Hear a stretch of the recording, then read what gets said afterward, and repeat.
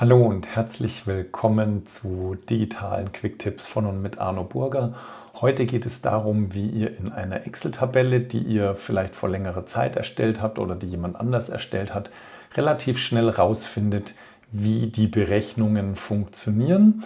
Und zwar haben wir unter dem Menü Formeln die Möglichkeit, eine Spur zum Vorgänger oder zum Nachfolger anzeigen zu lassen. Das heißt, wenn ich auf eine Berechnung klicke, dann sehe ich natürlich, wie die Formel aufgebaut ist, welche Zellen sie beinhaltet, und wenn ich einen Doppelklick drauf mache, dann sehe ich auch hier halbwegs gut, dass da so ein blauer Rand außenrum ist, also dass das wohl die Zellen sind, um die es geht.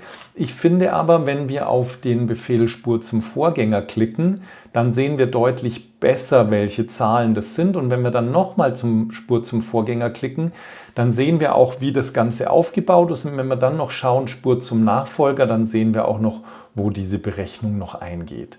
Das heißt, ihr wählt euch eine Zelle aus, in der eine Berechnung ist, und dann klickt ihr auf Spur zum Vorgänger, so lange bis es nicht weitergeht, und Spur zum Nachfolger, so dass es nicht mehr weitergeht.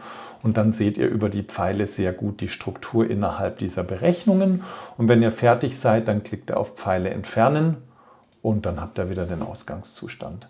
Das war's für heute mit einem digitalen Quick-Tipp. Ich hoffe, euch hilft er in eurem Arbeitsalltag weiter und wünsche euch noch einen schönen Tag. Ciao, euer Arno.